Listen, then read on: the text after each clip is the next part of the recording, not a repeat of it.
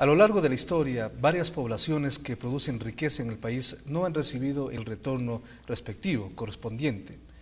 El gobierno de la Revolución Ciudadana en el año 2011 creó Ecuador Estratégico, una entidad que precisamente tiene que ir directamente a estas zonas de alta influencia y que producen la riqueza para entregar ese retorno adecuado, con la finalidad de que esos recursos pueden utilizarse en diferentes sectores: salud, educación, vivienda, entre otros. Vamos a conversar justamente acerca del rol de la gestión que realiza Ecuador Estratégico, y para ello hemos invitado a su gerente, Ciro Morán. Con él dialogaremos sobre este y otros temas que son de mucha importancia. Ecuador Estratégico, bienvenido al ciudadano. ¿En qué se convierte en este momento y cuánto dependen las provincias, las regiones de alta influencia y que deben recibir los recursos para tener mayores beneficios para sus comunidades? Muchas gracias, un gusto poder informar a la ciudadanía. Cuando el presidente de la República pensó en generar esta política pública para redistribuir mejor la riqueza del país, justamente los lugares que se vieron que debían ser atendidos eran aquellos que durante décadas estaban abandonados, a pesar de que durante esas mismas décadas el país se vio beneficiado con los recursos que provenían de esos lugares. Básicamente la Amazonía, aunque no necesariamente con exclusividad.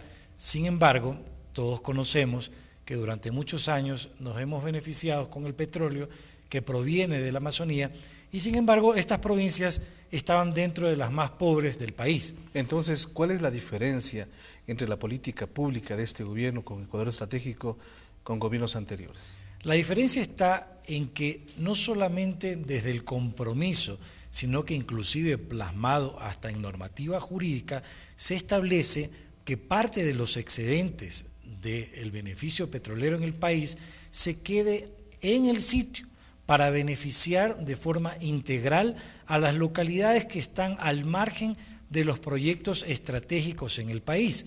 Y esto implica que las primeras beneficiadas con los recursos económicos que provienen del petróleo, de la minería, de las hidroeléctricas, sean justamente estas parroquias, estas comunidades, estos cantones donde se encuentran los proyectos. ¿Cuántas provincias tienen el grado de influencia de Ecuador Estratégico? Es decir, ¿en cuántas provincias interviene Ecuador Estratégico? Al momento Ecuador Estratégico interviene en 11 provincias.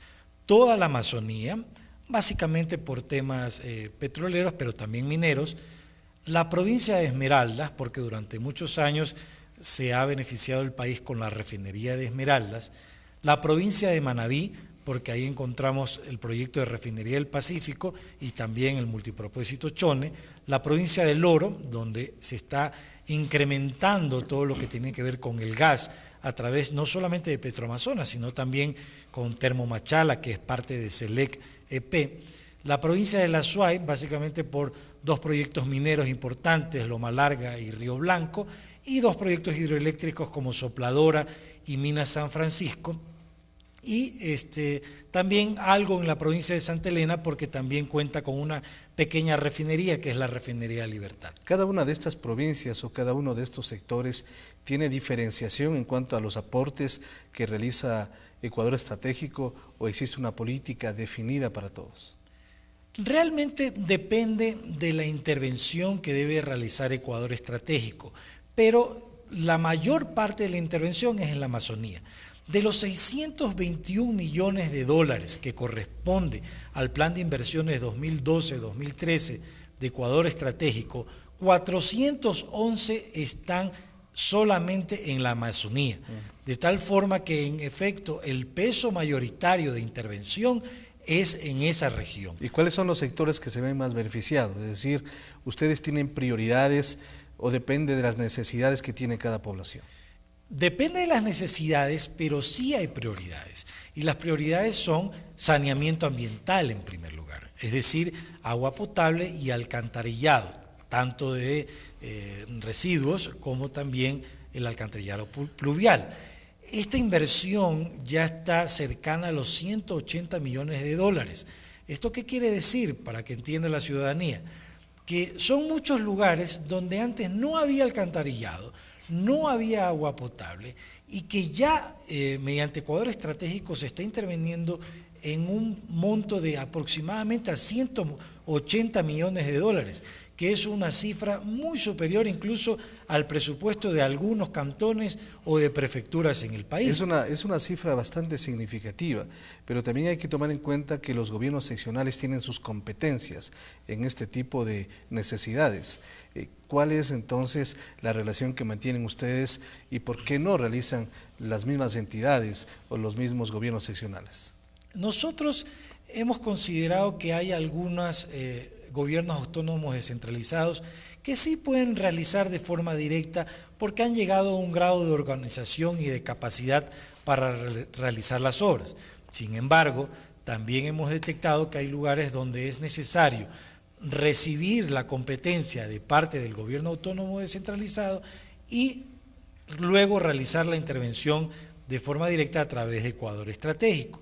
Y es así que tenemos, por lo tanto, ese dos tipos de intervenciones, la que es directa, que lo hace Ecuador Estratégico, o aquella que hacemos a través del Banco del Estado, que le proporcionan los recursos al gobierno autónomo descentralizado, como por ejemplo el alcantarillado del Tena.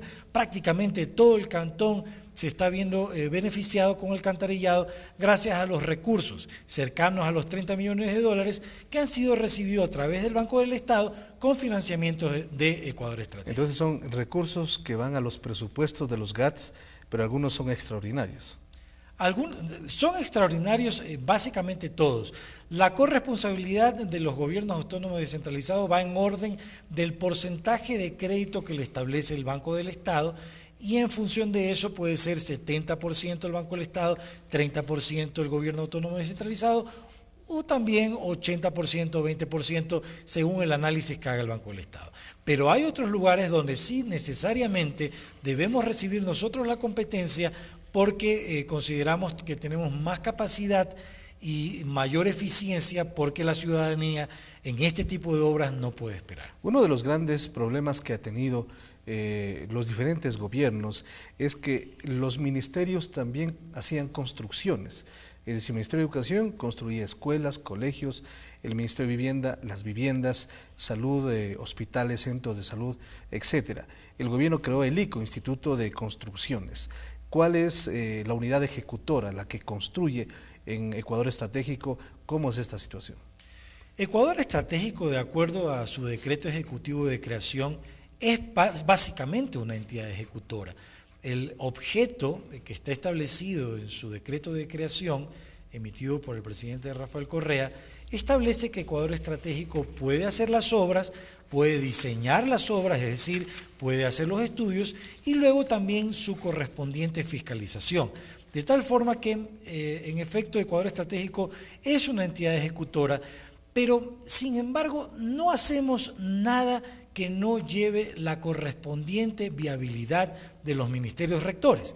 Es decir, si nosotros construimos una escuela del milenio, y esto también que le quede claro a la ciudadanía, es porque el Ministerio de Educación ha hecho un análisis del sector, de la zona, y ha establecido dónde debe preferible y con prioridad realizarse la escuela del milenio. De tal forma que cuando hay una construcción de este tipo, tenga la certeza y la tranquilidad de la ciudadanía que se han hecho todos los estudios y análisis correspondientes para que el alumno, el niño, el joven acceda a una educación de calidad y de calidez. Y esto incluye muchas veces, inclusive, situación de internado, como la Escuela del Milenio que estamos construyendo en una comunidad guaraní, en Toñampare, en la provincia de Pastaza, o también el servicio de transporte, como el que se va a dar para la Escuela del Milenio que se está haciendo en la parroquia Chontapunta del Cantón Tena, provincia del Napo.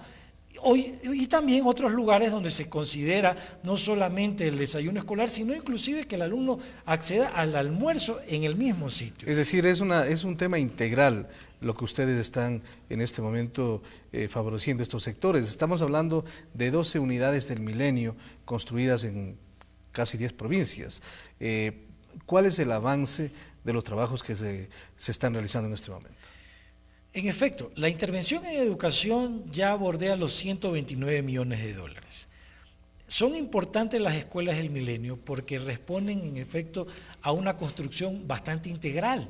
Estas escuelas del milenio cuentan con laboratorios de computación, laboratorios de física, de ciencias naturales, tenemos biblioteca, comedores, plazas cívicas, canchas de fútbol, canchas de básquet o que inclusive se pueden hacer otro tipo de deporte, edificios de administración, edificios para los profesores, en fin, de tal forma que nosotros ya al momento estamos construyendo algunas, como por ejemplo en Tendales, en la provincia del Oro, en la que acabo de mencionar hace un momento, Chontapunto, en la provincia del Napo, también en la provincia del Napo, la Escuela del Milenio en el Chaco, y seguimos con otras que ya estamos en nivel de implantación.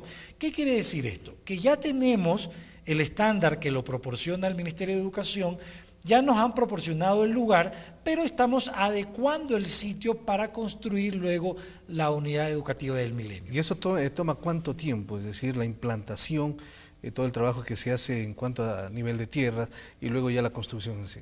El estándar implica una construcción de 8 a 10 meses. Ya. Sin embargo, sí nos encontramos con lugares, esto hay que reconocer, donde el trabajo es mucho más complejo. Por ejemplo, la unidad educativa que está en el Pangui.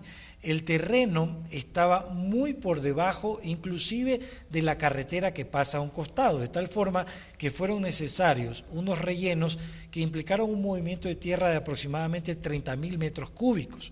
Y esto toma tiempo, de tal forma que ahí es posible, solo en esos casos, que la construcción tome 2 a 3 meses más aproximadamente. Ese máximo en un año está pero en un año debería estar la escuela del milenio listo en promedio máximo. Correcto. Ya para terminar, en cuanto tiene que ver a vivienda, entiendo que ustedes también tienen varias intervenciones en diferentes provincias, sobre todo las provincias apartadas como Pastaza, Sucumbíos, etcétera, que reciben este tipo de beneficio. Así es.